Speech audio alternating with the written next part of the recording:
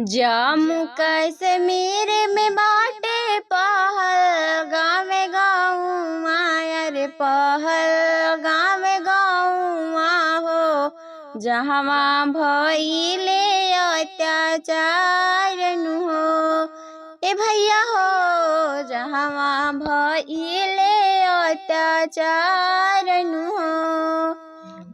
जम्मू कश्मीर में बाटे पहलगाम गाँव रे पहलगाम गाँव हो जहवा भइले अत्याचार नु हो ए भैया हो जहवा भइले अत्याचार नु हो।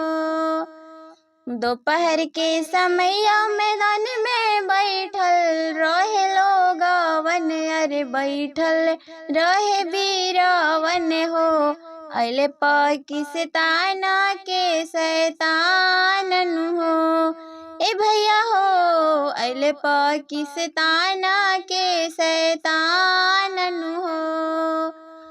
नाम धर्म पूछ चलाई दिहल गोलिया चलाई दिहल गोलिया हो ले लिहले कितने वीर के जान नु हो ए भैया हो ले लिहले कितने वीर के जान नु हो।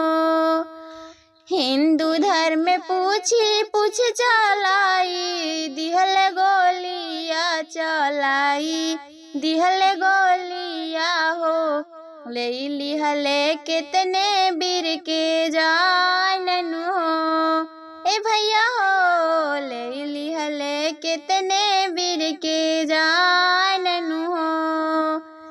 जाग जाग जाग हो भैया हिंदुस्तान के वीरवा अरे हिंदुस्तान के वीरवा हो मिटाई दे हूँ पाकिस्तान के नाम नु हो ए भैया हो मिटाई दे हूँ पाकिस्तान के नाम नु हो।